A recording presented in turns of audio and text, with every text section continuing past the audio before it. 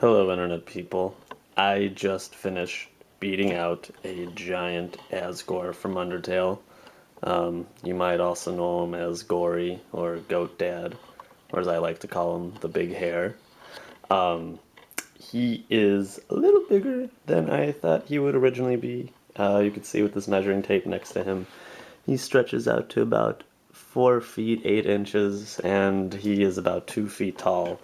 So this is my biggest Perler Bead project to date. Anyway, for right now, what I have to do is tape up Asgore so I can flip them over and iron the beads together so that way they all stick. So I got my Scott's masking tape right now, and I'm going to get ready to tape this whole big gnarly goat. Tape up. Gotta tape up Asgore on a table. Otherwise I never will be able to finish Asgore in a timely manner. If I pee, I relieve my bladder. You wanted to. You know what, I'm going to stop the video here, and here's why. I made a mistake when I was taping and pulled up some beads, so I'm going to have to take a break and put these back together.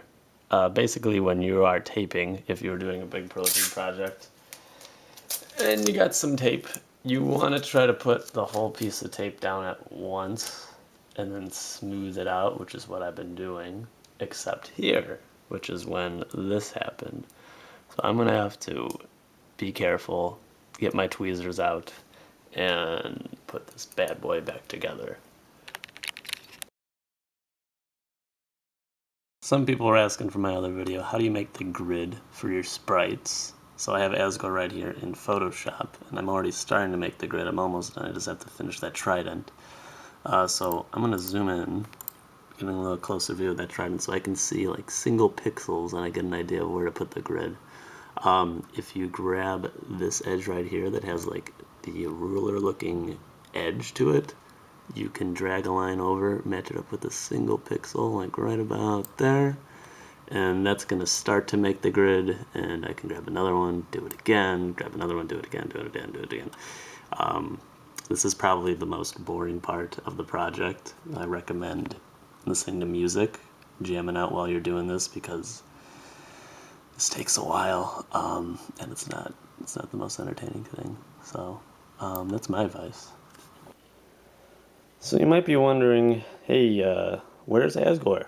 See his trident right here, but looks like it's broken and he's missing. Well, there's a reason for that. He is right there on the floor. I separated him into 2 different pieces. He's done being taped, but his trident isn't.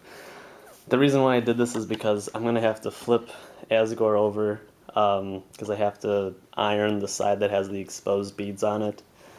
And Asgore is just such a big boy that I can't do it on my own, and I have to separate him into 2 pieces so that I can flip both pieces and do it safely without like getting a bunch of beads like jostled and stuff and moved. You might also notice that on the floor I have this rolling pin. This is my first time doing this, and I kind of like this idea.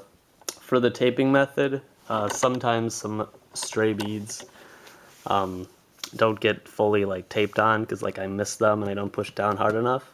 So if I have a rolling pin when I'm done, I'm just going to go over all the beads to make sure that they are all securely taped. And I already did this, but I'm just doing this as an example. So, the moment of truth. I am going to have to try to flip Asgore over using another sheet of foam, kind of holding it together like a sandwich, and then flipping it over to expose the sides that has the bare beads.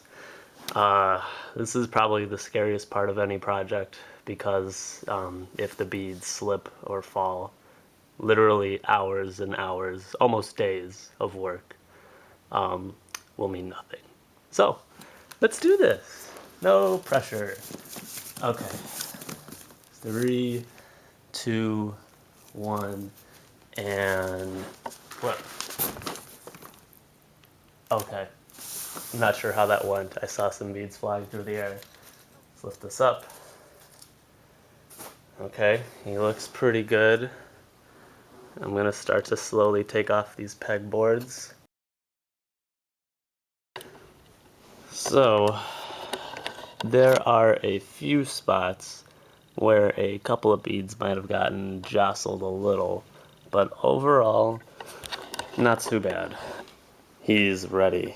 So, now it is time to take my parchment paper, which you could buy if you want, and my iron, and put the parchment paper right on top of old Azzy right there, and just iron that thing until you get one big solid piece of Asgore.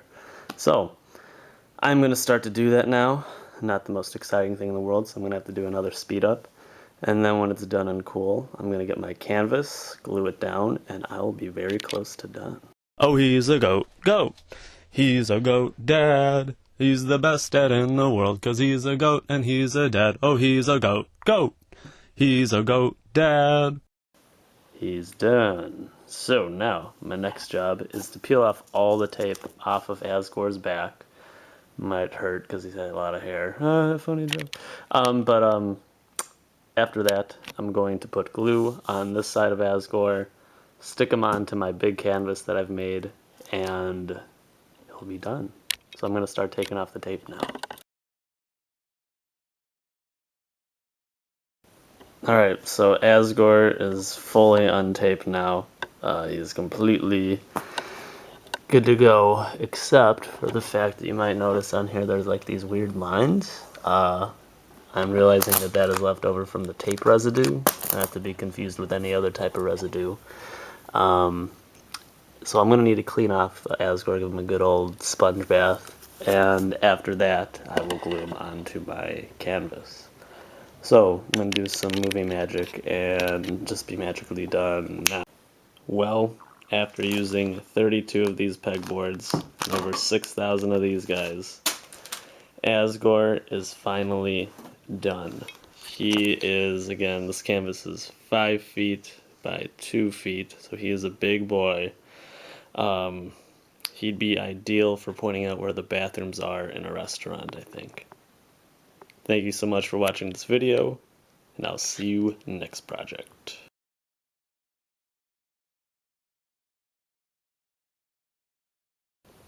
Hello everyone, it is I, Asgore. It is with a heavy heart that I must present to you a boxing monkey!